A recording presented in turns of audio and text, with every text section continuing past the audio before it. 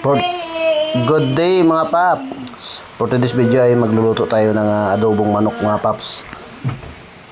Ito, nagtatad ako ng ating manok mga paps. Tapos sinugasan ko ito. Pangapat ko busy sinugasan ito para matanggal yung lansa mga paps. Ito. Hugas-hugas muna. Pagkatapos nito paps, nagtadtad na ako dito ng luya, sibuyas, bawang. Ito paps, magsisimula na tayo sa pagluluto mga paps. Yung una naman natin lagay ay mantika. Mainit, pagkainit ng mantika, nilagay ko na yung ating luya mga paps.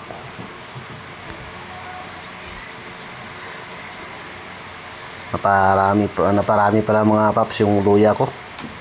Pero okay lang yan para matanggal yung lansa ng manok. Itong pantanggal ng lansa. Sunod ko nilagay ay bawang. Ito, gisa-gisa muna. Pagkatapos ko nilagay ang bawang ay sibuyas ang sinunod ko mga paps. Pagka sibuyas, gisa-gisa. Tapos nilagay ko na to mga paps yung manok. Yung manok natin na tinadtad mga paps. Ito. Gisa-gisa ko muna. Pinatuyo ko muna siya sa sariling mantika. Mga paps. Nilagyan ko to ng mga paps ng asin. Asin saka bitsin mga paps. Ito nilagay ko muna asin. Asin at saka bitsin mga paps. Yan mga paps.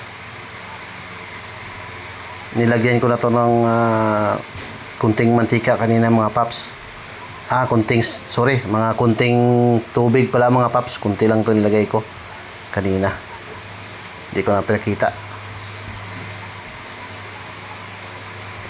Nilagay ko to ng asin, luya at saka pamintang durog mga paps.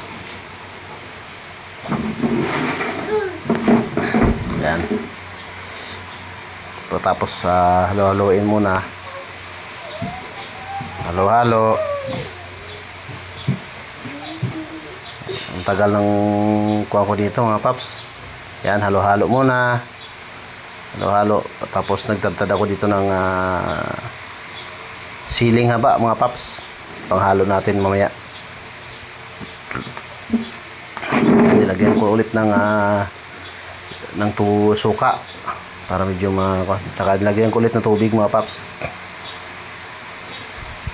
Yan, tinakpan ko. Pakuluin mo natin mga 5 minutes mga paps.